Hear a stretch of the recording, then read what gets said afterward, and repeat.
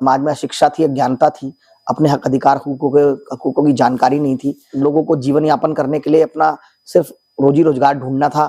तो मैं समझता हूँ पहले जब तक उसके पेट में रोटी नहीं होगी और शिक्षा दीक्षा नहीं होगी तो कहाँ अपने नेतृत्व की बात करेगा। तो थोड़े छुटभइये लीडर थे, उन्होंने समाज का शोषण दोहन किया। जैसे यूनियन वाले लोग जो अपने समाज के लोगों को ही काम कराने के, पेंशन दिलाने के, इंक्रीमेंट देने के, ट्रांसफर पोस्टिंग करने के पैसे लेते थे। जितनी राजनीतिक पार्टी थी उन्होंने हमें वोट बैंक के नजरिए से यूज किया और देखा, और हमारे नेतृत्व को उन्होंने आगे बढ़ाने का काम नहीं किया। बात नहीं करते समाज पर, जब कोई एट्रोसिटी हो, समाज के कोई मुद्दे हो, तो वो समाज के मुद्दे जो पॉलिटिकल पार्टीज ने अपने लीडर पाले हुए हैं, या जिन्हें मैं अगर अपने शब्दों में कहूं गुलाम पाले हुए हैं, दास पाले हुए हैं, वो समाज के बीच में जाते ही नहीं है।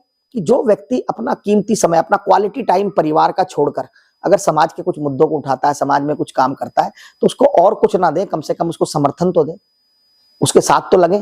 तो ये काम हमारे समाज के लोगों का, मैं समझता हूं उनकी कमियां और खामियां रही हैं कि उन्होंने अपने लीडर्स को आगे नहीं लेके आए, अपने लीडर्स के साथ नहीं दिया। आज पूरे देश में सरकारें स्कूल खोलने की बजाय प्राइमरी स्कूलों को बंद कर रही हैं। यानी कि उनकी मंशा क्या है? उनकी मंशा ये है कि जो गरीब तबका है, वंचित तबका है, वो शिक्षित ना हो।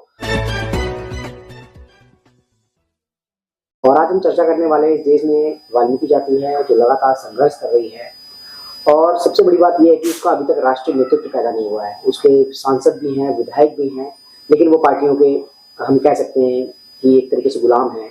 जब भी समाज के ऊपर कोई बात आती है तो वो शायद खामोशी रहते हैं। और बीते एक दशक से आप देख रहे होंगे कि कोई भी आवाज कहीं भी संसद में इस जाति की नहीं सुनाई देती है, जबकि इसके सांसद और विधायक भी हैं। हरनाम सिंह जी, आप सफाई कर्मचारी आयोग के चेयरमैन भी रहे, तमाम मुद्दे, तमाम लोगों से आप रूबरू भी रहे होंगे उस दौरान। तो आपने क्या एक मेन वजह जानी होगी, मतलब इस समाज में राष्ट्रीय नेतृत्व की नहीं है? देखिए, राष्ट्रीय नेतृत्व तो पहली बात तो गुर्बत थी, समाज में अशिक्षा थी, अज्ञानता थी, अपने हक अधिकार हकूकों की जानकारी नहीं थी, और लोगों को जीवन यापन करने के लिए अपना सिर्फ रोजी रोजगार ढूंढना था। तो मैं समझता हूँ पहले जब तक उसके पेट में रोटी नहीं होगी और शिक्षा दीक्षा नहीं होगी तो कहाँ अपने नेतृत्व की बात करेगा और कहाँ वो नेतागिरी की बात करेगा। और जहां तक जो थोड़े छुटभइये लीडर थे, उन्होंने समाज का शोषण दोहन किया। जैसे यूनियन वाले लोग जो अपने समाज के लोगों को ही काम कराने के, पेंशन दिलाने के, इंक्रीमेंट देने के, ट्रांसफर पोस्टिंग करने के पैसे लेते थे, तो उससे भी जो हमारे लोगों का विश्वास थोड़ा सा उनसे हटा और हल्का हुआ। और तीसरा और अहम कारण, जितनी राजनीतिक पार्टी थी उन्होंने हमें वोट बैंक के नजरिए से यूज किया और देखा, और हमारे नेतृत्व को उन्होंने आगे बढ़ाने का काम नहीं किया। हाँ, कुछ एक मान सकते हैं कुछ हमारे चिंतक विचारक एक दो जरूर रहे, जैसे भगवान दास जी थे, दीना भाना जी थे, उन्होंने कोशिश तो की कि भाई वो अपना कुछ किताबों के माध्यम से करें, लेकिन हमारे लोग, मैं समझता हूँ, कहीं उठने बैठने, विचार विमर्श करने, संगोष्ठी करने, वैचारिक बैठक करने में बहुत ज्यादा विश्वास नहीं करते। इसी वजह से मैं समझता हूँ कि उन लोगों को एक तो अपने हक अधिकार नहीं पता, और दूसरा हक अधिकार पता लग जाए फिर उसको कैसे संघर्ष करना है, उसमें कहीं ना कहीं पिछड़े हैं। और ये amongst the schedule caste community, मैं कहूंगा कि मोस्ट डिप्राइव्ड कम्युनिटी है, जिसको अपना अधिकार नहीं मिला है। अभी जब ये जो जजमेंट आया है 2 अप्रैल 1 अगस्त का, तो उस 1 अगस्त के जजमेंट में भी, इस पूरी डिटेल जजमेंट में यही कहा गया है कि जो डिप्राइव्ड शेड्यूल कास्ट है वो किस तरीके से पिछड़ गया, उसको रिप्रेजेंटेशन, ना राजनीतिक रिप्रेजेंटेशन मिला है, ना आर्थिक रिप्रेजेंटेशन मिला है, ना शैक्षणिक रिप्रेजेंटेशन मिला है।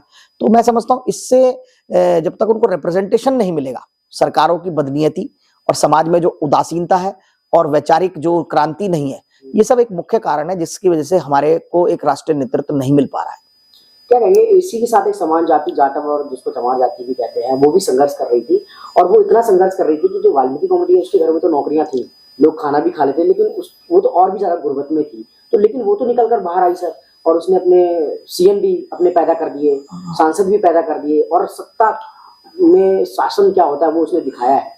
देखिए, मैं समझता हूँ हमारे समाज में अंधविश्वास, ढोंग, पाखंड का ज्यादा चलन रहा, और बाबा साहब तक हम बहुत पहुंच नहीं पाए। जब अब कुछ एक तबका जो बाबा साहब को पढ़ने लगा है, बाबा साहब को समझने लगा है, तो वो समझ रहा है कि किस तरीके से हमें संघर्ष करना है, अपने को आर्थिक, राजनीतिक, सामाजिक उत्थान करना है। तो कुछ लोग अब आगे निकल कर आ रहे हैं। अगर मैं समझता हूँ सब लोग इस आडंबर, ढोंग, पाखंडवाद से निकलकर और बाबा साहब के अनुयायी बनकर बाबा साहब को ही पढ़ ले, तो वो समझ जाएंगे कि इस संविधान में हमें कितनी सारी चीजें मिली हुई हैं जो अभी तक हमने समाहित ही नहीं की है, अभी तक हमने उनको पकड़ा ही नहीं है। जब हम बाबा साहब की क्रांतियों को पढ़ेंगे, बाबा साहब की लिटरेचर्स को पढ़ेंगे, तो अपने आप हमारे अंदर एक अलग सी क्रांति पैदा होती है। जो क्रांति पैदा होती है वो क्रांति फिर बताती है कि आप शिक्षित बनो, संगठित रहो और संघर्ष करो। जिस समाज की आप बात कर रहे हो उसने बाबा साहब को अपनाया और बाबा साहब के रास्ते पर चले। बाबा साहब का केवल फोटो लगाने और जय भीम करने से नहीं, बाबा साहब के रास्ते पर चलकर आपको संघर्ष करना पड़ेगा। और जब संघर्ष करेंगे तो मैं नहीं समझता कि एमएलए, एमपी, सीएम तो बहुत छोटी बात है, हम देश का प्रधानमंत्री भी बना सकते हैं, लेकिन इसके लिए हमें एकाग्रचित्त होकर, एक दूसरे पर विश्वास बनाकर और एक मिशन को बनाना पड़ेगा, एक मुहिम चलानी पड़ेगी, जिसके लिए मैं समझता हूँ कुछ लोगों को आगे आना पड़ेगा, क्योंकि अब this is the high time. 78-80 साल बाद भी अगर आज हमारा रिप्रेजेंटेशन नहीं है तो ये बहुत मुश्किल बात है। और दूसरी बात ये भी है कि कुछ राजनीतिक पार्टियों के जो कह लीजिए चमचे कह लो या एक तरीके के गुलाम कह लो, वो कुछ बन भी गए हैं, मंत्री बन गए, कोई एमएलए बन गए, कोई पदवद पर आ गए, लेकिन उनका समाज के प्रति जो रवैया था उदासीन था। वो सामाजिक आउटरीच नहीं करते वो लोग, वो समाज की बात नहीं करते। समाज पर जब कोई एट्रोसिटी हो, समाज के कोई मुद्दे हो, तो वो समाज के मुद्दे जो पॉलिटिकल पार्टीज ने अपने लीडर पाले हुए हैं, या जिन्हें मैं अगर अपने शब्दों में कहूं गुलाम पाले हुए हैं, दास पाले हुए हैं, वो समाज के बीच में जाते ही नहीं है। जब तक मैं समझता हूँ लीडर कभी कोई किसी पदवी नहीं है कि आप एक लीडर को एक पोस्ट निकालेंगे, उसके लोग अप्लाई करेंगे और वो लीडर बन जाएगा। लीडर तो एमर्ज होगा समाज में, जो कम्युनिटीज में आवाज उठाते हैं, लोग जाते हैं, आउटरीच प्रोग्राम्स करते हैं, वैचारिक मंथन बैठक करते हैं, कैडर कैंप्स लगाते हैं, लोगों से बातचीत करते हैं, विमर्श निकलता है। उसके बाद आप देखिएगा आहिस्ता आहिस्ता अपने आप लीडरशिप एक डेवलप होने का प्रोग्राम चल जाएगा और विश्वास भी मैं समझता हूँ लोगों का बनना शुरू हो जाएगा। जब आप लोगों के मुद्दे नहीं उठाएंगे तब क्या होगा। आज हम वाल्मीकि कम्युनिटी की बात करते हैं, आरक्षण के विषय पर हम बात कर लेते हैं। अगर आगे मैं छोटा सा उदाहरण दूं, आज हमें आरक्षण मिले कितने साल हो गए, उसके बावजूद आज मैं अगर दिल्ली का ही उदाहरण दे देता हूं कि दिल्ली में पिछले 15 साल में केवल 429 नौकरियां निकली हैं शेड्यूल कास्ट की, टोटल नौकरी, उसमें से 50 नौकरी भी शेड्यूल कास्ट की नहीं है। जब सरकारी नौकरी सरकार नहीं निकाल रही, आपके साथ धोखा कर रही है, आप आरक्षण का झुंझुना लेकर बैठे हैं। तो ये सब बातें हैं। सब प्लान का जो पैसा था जो हमारे लोगों पर खर्च होता था, वो सब प्लान सरकार ने बंद कर दिया, केंद्र सरकार ने, जब 1984-80 में इंदिरा गांधी लेके आई थी। तो अब आप ये देखिए कि जितने हमारे मुद्दे हैं, स्कॉलरशिप्स लगभग सभी राज्यों में बंद कर दी गई है, जिस स्कॉलरशिप के माध्यम से बच्चे पढ़ते थे, विदेशों तक में उन्होंने अपनी हायर एजुकेशन की डिग्रियां ली हैं, क्योंकि गरीब लोगों पर पैसे नहीं है। आज जितनी यूनिवर्सिटीज हैं, जितने स्कूल्स हैं, आज क्या उनमें पढ़ाना बहुत आसान काम है? बहुत मुश्किल काम है, बहुत पैसे लगते हैं। तो जब शिक्षा को इन्होंने इतना महंगा कर दिया है, और आप देखिए यूपी के अंदर कई 100 स्कूल बंद कर दिए। आज पूरे देश में सरकारें स्कूल खोलने की बजाय प्राइमरी स्कूलों को बंद कर रही हैं। यानी कि उनकी मंशा क्या है? उनकी मंशा ये है कि जो गरीब तबका है, वंचित तबका है, वो शिक्षित ना हो, और ताकि शिक्षित होगा तो ये अपनी आवाज उठाएगा, हमसे सवाल जवाब करेगा, तो इसको शिक्षा के मंदिरों को ही बंद कर दीजिए। आज चर्चा किस चीज पर हो रही है? आज चर्चा हो रही है, एक बाबा निकल गए, वो कह रहे मैं जातियां खत्म करूंगा। अरे चर्चा होनी चाहिए पढ़ाई पर, दवाई पर, शिक्षा पर, इंफ्रास्ट्रक्चर पर, रोजगार पर, महंगाई पर। इस पर चर्चा तो हो नहीं रही है। तो समाज में मैं समझता हूँ एक वैचारिक क्रांति तो करने की आवश्यकता है, और कुछ लोग कर भी रहे हैं। हम बात करते हैं जैसे एक जो 80 का दशक था, जब दीना वाना जी थे, और दीना वाना जी काशीराम जी से मिलते। काशीराम जी को तो पता भी नहीं था मिशन मूवमेंट के बारे में। दीना वाना जी उनको बताते हैं कि ये मिशन मूवमेंट है, ऐसे है। फिर वो कार्रवाई चल जाता है, वामसेप हो जाती है, लेकिन उस तरीके का जो उनको नेम और फेम मिलना चाहिए था दीना वाना जी को काशीराम जी के साथ रहकर, क्योंकि वो तो संस्थापक सदस्यों में से एक थे, वो नहीं मिला। क्या इसी वजह से ये समाज पीछे रह गया, क्योंकि उसको लीडरशिप करने का मौका नहीं मिला, या लीडरशिप दी नहीं गई? सर देखिए, दीना भाना साहब बहुत ही बाबा साहब के बारे में काफी जानकार व्यक्ति थे, और उन्होंने काशीराम जी को इस मूवमेंट से जोड़ा भी। लेकिन बात यह है कि दीना भाना साहब के जो समाज के लोग हैं, उन्होंने कहीं ना कहीं उनको पहचाना नहीं। भगवान दास जी थे जो बहुत अच्छे लेखक थे, उनको पहचाना नहीं। तो जो अपने समाज के, मैं समझता हूँ, मैं समाज से भी हमारी दुर्दशा कहें, या समाज से भी एक मेरी गुहार है कि जो व्यक्ति अपना कीमती समय, अपना क्वालिटी टाइम परिवार का छोड़कर अगर समाज के कुछ मुद्दों को उठाता है, समाज में कुछ काम करता है, तो उसको और कुछ ना दे, कम से कम उसको समर्थन तो दे, उसके साथ तो लगे। तो ये काम हमारे समाज के लोगों का, मैं समझता हूँ, उनकी कमियां और खामियां रही हैं कि उन्होंने अपने लीडर्स को आगे नहीं लेके आए, अपने लीडर्स के साथ नहीं दिया। काशीराम जी का साथ लोगों ने दिया तो स्वाभाविक है, उनको भी वैसे शुरुआत में बड़ी मुश्किलात रही। पंजाब में उनका मिशन कोई सक्सेस नहीं रहा, पूरे देश में, छत्तीसगढ़ में बहुत टाइम रहे, वहां कोई सक्सेस हासिल नहीं हुई, लेकिन यूपी में आकर उनको फिर एक सक्सेस मिली, तो ये एक अलग बात है। लेकिन हमें अपने समाज के जो भी अच्छे और ईमानदार, मैं समझता हूँ, जो सामाजिक कार्यकर्ता, उनके साथ समाज को लगना चाहिए। और क्योंकि समाज इस वक्त बड़ी दुर्दशा में है, और समाज को उठाने के लिए क्रांति तो करनी पड़ेगी, और वो क्रांति एक व्यक्ति अकेला तो नहीं कर सकता, उसके साथ समाज को लगना पड़ेगा, और कुछ लोगों को, समाज को उसकी नेतृत्व और लीडरशिप भी देनी पड़ेगी, ताकि वो लीडरशिप लेकर समाज के एक बैटल को लेकर आगे लड़े, सरकारों से लड़े, और आपके हक हकूकों की बात करें। अच्छा सर, इस पूरे मामले में आप बीएसपी को किस तरीके से देखते हैं? क्योंकि बीएसपी तो बहुजन समाज पार्टी है, बहुजनों की पार्टी है, बहुजनों में वाल्मीकि भी आता है, 6543 जातियां भी आती हैं। कितना बहुजनों में बहुजन समाज पार्टी ने इस जाति को उस तरीके से आप कह सकते हैं नेतृत्व नहीं दिया? देखिए, बहुजन समाज पार्टी का क्या हुआ कि बनी तो वो स्वाभाविक है कि वो गरीब वंचित समाज की विचारधारा को आगे लाने के लिए बनी थी, लेकिन कहीं ना कहीं वो संकुचित रह गई, केवल एक ही कम्युनिटी, जाटव कम्युनिटी तक जाकर सीमित रह गई। स्वाभाविक है कि उत्तर प्रदेश में उनकी जाति बहुत ज्यादा संख्या बल में है, तो उसकी वजह से उन्हें सफलता भी मिली। लेकिन कभी भी आप राजनीतिक या सामाजिक क्रांति करेंगे और जब आप बड़े लार्जर कैनवास में अगर आप बहुजन क्रांति की बात कर रहे हैं, शूद्रों की लड़ाई की बात कर रहे हैं, तो आप एक जाति विशेष को आगे रखकर एक जाति विशेष के भरोसे तो आपकी जो मिशन है वो नहीं ज्यादा आगे बढ़ सकता। आज देख लीजिए मायावती जी का हाल क्या है। जब उन्होंने एक कम्युनिटी तक सीमित रहे, अपने ही लोगों को उन्होंने मंत्री बनाया, एमएलए बनाया और आगे और काम दिए या अपना ही आगे आगे प्रचार प्रसार किया, तो उससे क्या हुआ, बाकी जितनी और जातियां थी उत्तर प्रदेश की अगर बात करें तो हम, तो सारी जातियां कहीं ना कहीं दूसरी पार्टीज में, कुछ सपा में चलेगी, कुछ भाजपा में चलेगी, कुछ कांग्रेस के साथ चलेगी। तो आज उनकी स्थिति क्या है? ये तो मायावती जी ने एक बहुत अच्छी अपॉर्चुनिटी गंवाई है। अगर ये जिस वक्त मोमेंट बनी थी, अगर इस मोमेंट में बहुजन समाज पार्टी में काशीराम जी के साथ मायावती आई, अच्छी बात थी, लेकिन मायावती के साथ कोई वाल्मीकि लीडरशिप डेवलप होती, कोई पासी लीडरशिप डेवलप होती, कोई खटीक लीडरशिप डेवलप होती, कोई धोबी लीडरशिप डेवलप होती, तो आज मैं समझता हूं उसका कैनवास बहुत बड़ा होता और इसमें हो सकता था मायावती प्रधानमंत्री भी बन जाती। लेकिन एक कम्युनिटी के सहारे, एक जाति के सहारे तो मैं नहीं समझता कि आप देश पर इस व्यवस्था में आप आगे आ सकते हैं। तो ये उनकी कमियां थी, आज वो रियलाइज भी कर रहे हैं कि आज केवल एक कम्युनिटी मात्र, और उस कम्युनिटी में भी उनके पास जो मार्जिन है वो 2-3% का ही बच गया है। तो बसपा तो मैं समझता हूँ शून्य के कगार पे, और बसपा की वजह से ये जो मिशन और मूवमेंट है इसको भी धक्का लगा है। हालांकि अगर हम इस कम्युनिटी को देखते हैं तो धार्मिक आजादी के बाद धार्मिक आंदोलन जागा इस जाति में, भावादश है, आदादश है, इन लोगों ने एक धार्मिक मूवमेंट स्टार्ट की समाज में। लेकिन आपको लगता है कि अगर पॉलिटिकल मुहिम भी उस तरीके से की जाती तो शायद भविष्य में उसका लाभ मिलता है इस जाति को? स्वाभाविक है, मैं समझता हूँ आप धार्मिक क्रांति को, सामाजिक क्रांति को अलग अलग नहीं देख सकते।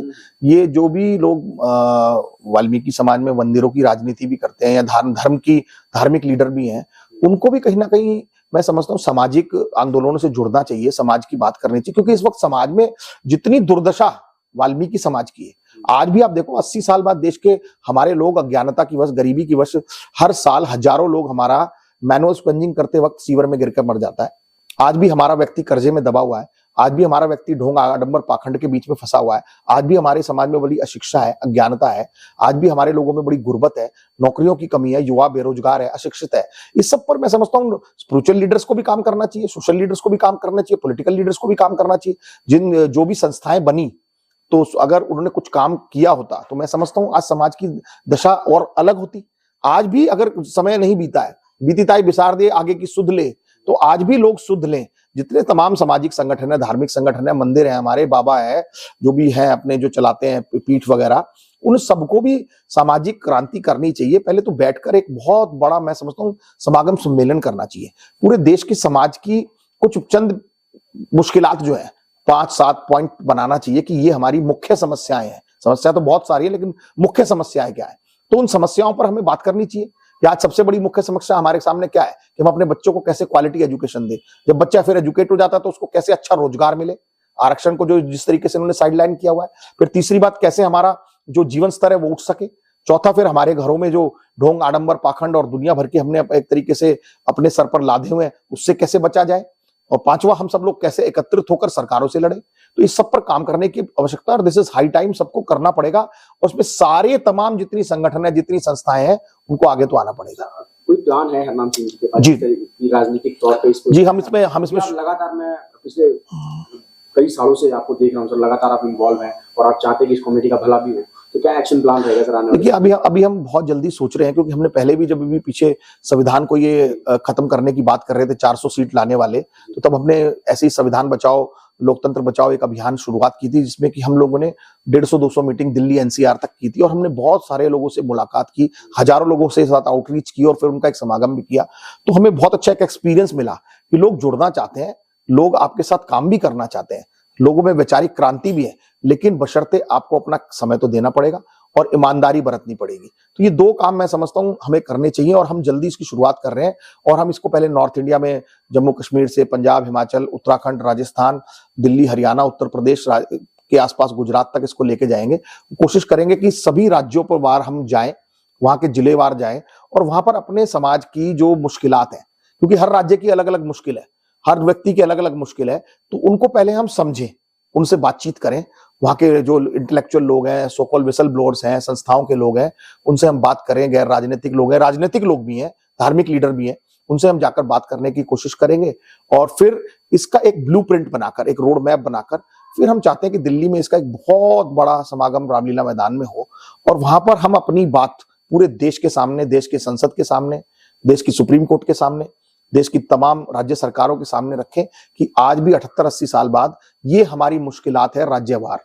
इसके लिए थोड़ा जाना पड़ेगा। हम कोशिश कर रहे हैं कि जल्दी इसको जो एक संयुक्त मोर्चा इसमें जाकर हम राज्यवार 1.5-2 महीने में अपनी यात्रा शुरू करेंगे और कोशिश करेंगे कि अच्छे लोगों को मिले, एक बहुत बड़ा लार्जर एक ग्रुप तैयार हो जिसमें कि हम सब लोग मिलकर इस समाज की जो आर्थिक, राजनीतिक, सामाजिक, शैक्षणिक, पारिवारिक दिशा और दशा है उसको बदले। तमाम लोगों को क्या मैसेज देना चाहिए सर? मैसेज यही है कि दोस्तों सब लोग इकट्ठे हो जाओ और आज अगर हम इकट्ठे नहीं हुए तो फिर मैं समझता हूं समय निकल जाएगा। ये जितनी सरकार है और विशेष रूप से जो अभी विचारधारा की सरकार है, जो मनुवादी विचारधारा की सरकार है, जो संविधान विरोधी सरकार है, जो बाबा साहब विरोधी सरकार है, ये कहीं ना कहीं हमको बिल्कुल कुचलना चाहती है। ये हमारे आरक्षण को समाप्त कर दिया है, इन्होंने संविधान को बदलना चाहते हैं, ये हमारे को फिर वापस उसी जाति के दंश में लगाना चाहते हैं, वही छुआछात, वही आडंबर ढोंग पाखंड के बीच में हमें लेके जाना चाहते हैं। तो इस सबसे हमें बचने के लिए एक बार पुनः इकट्ठा होना पड़ेगा। अगर हम अभी इकट्ठे नहीं हुए तो हम अपने आने वाली नस्लों के साथ धोखा करेंगे, अपनी पीढ़ियों को हम क्या माहौल देकर जाएंगे, इस पर जरूर सोचिएगा। मेरे साथियों, अभी नहीं तो कभी नहीं, जाग जाओ, इस नींद से जागो। देश के 78 साल बाद भी आज हमारी जितनी राजनीतिक, आर्थिक, सामाजिक दशा दिशा खराब है, उसको सुधारने के लिए एक प्लेटफॉर्म पर आना पड़ेगा। तमाम जितने भी संगठन हैं, उन संगठनों को एक प्लेटफॉर्म पर आकर एक विचार विमर्श कर एक आवाज उठाकर आने वाले समय में सत्ता शासन पर हमें कब्जा करना। हमने बहुत लोगों को आज तक MP, MLA, prime minister, chief minister बना दिया। आप सब लोग कब बनेंगे? आप आने वाले अपनी भविष्य के लिए, अपनी पीढ़ी के लिए एक प्लेटफॉर्म पर आइए और सब लोग मिलकर जुड़कर इस समाज की दशा दिशा को आगे बढ़ाने के लिए, काम करने के लिए एक प्लेटफॉर्म पर आने की जरूरत है। मैं सभी से हाथ जोड़कर अपील करूंगा कि आप सभी लोग सामाजिक संगठनों के संयुक्त मोर्चे के साथ मिलकर, अपने संगठनों के साथ, धार्मिक लीडरों के साथ मिलकर हम सब एक नई एक शुरुआत करते हैं, समाज को आगे ले जाने का काम करते हैं। मैं आपसे गुजारिश करूंगा कि हमसे जुड़ने के लिए आप मेरे से डायरेक्ट, मेरा एक फोन नंबर है जो है कि 9810385968, इस पर आप मुझसे जुड़ सकते हैं और हम सब लोग बात कर समाज को एक नई विचारधारा के साथ जोड़ेंगे, समाज को एक नई दिशा देंगे, समाज में एक आर्थिक उन्नति, राजनीतिक उन्नति, सामाजिक उन्नति, शैक्षणिक उन्नति का काम करने पर हम लोग अग्रसर होंगे। ऐसी मेरी कामना है। सभी को जय भीम, जय वाल्मीकि।